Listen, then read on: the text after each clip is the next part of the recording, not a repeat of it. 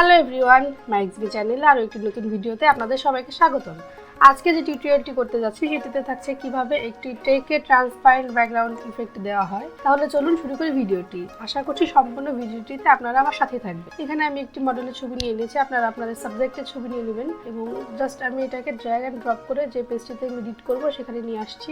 এটিকে একটু বড় করে দিচ্ছি, প্লেস করে দিব সাইজ, প্লেস করে দেওয়ার পর উপরে চেক মার্কটি দিয়ে দিচ্ছি। এরপর আমি যে ছবির যে ব্যাকগ্রাউন্ডটি রয়েছে এটি রিমুভ করে নিব।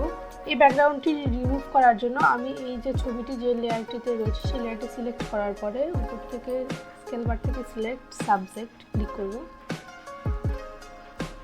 দেখুন সাবজেক্টটি সিলেক্ট হয়ে গেছে। যে জায়গাটা সিলেক্ট হবে না সেই জায়গাটা আপনি এভাবে যে কোনো একটা সিলেকশন টুল নিয়ে মেক শিওর থাকতে হবে উপরে এই অপশনটি অন রাখা আছে এবং আপনি সেখানে এইভাবে করে সিলেক্ট করে দিতে পারবেন। দেখুন আমার সাবজেক্টটি কিন্তু সুন্দরভাবে সিলেক্ট হয়ে গেছে।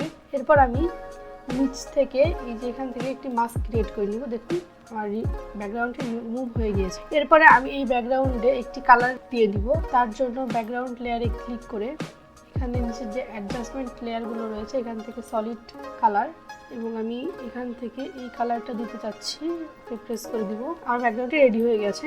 এরপর আমি এখানে যে লেখাগুলো লিখবো, যে টেক্সটগুলো দিব সেই টেক্সটগুলো লিখে নিব। তার জন্য টেক্সট টুলবারটি নিব এবং লেখাগুলো লিখে নিচ্ছি।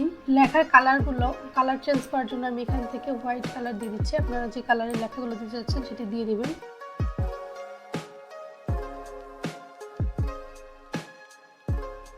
চেক মার্কটি দিয়ে দিব।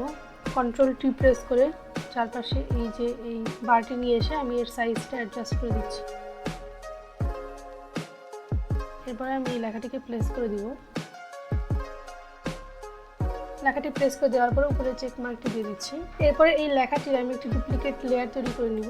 তার জন্য জাস্ট এভাবে লেয়ারটি ধরে এনে ড্র্যাগ অ্যান্ড এই নিউ লেয়ারে ড্র্যাগ করে দিব বা কন্ট্রোল জে প্রেস করলে ডুপ্লিকেট লেয়ার তৈরি হয়ে যাবে। এরপর এই ডুপ্লিকেট যে লেয়ারটি রয়েছে সেই লেয়ারটি রাইট বাটনে ক্লিক করে কনভার্ট টু শেপ এবং এখান থেকে রেক্টেঙ্গুলার টুলটি নিয়ে নিব।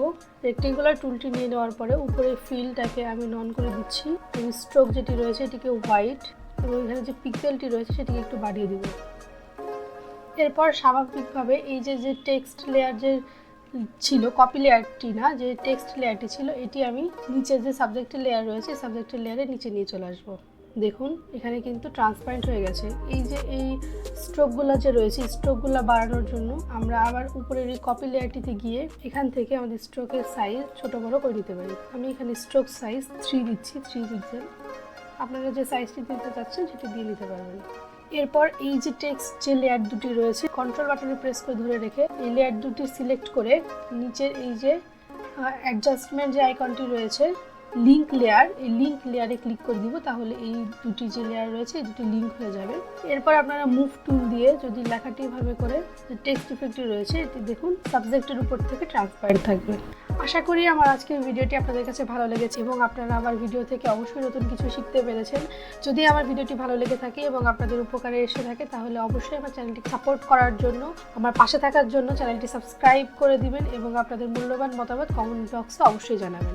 Thanks for watching. দেখা হচ্ছে নতুন কোনো ভিডিওতে।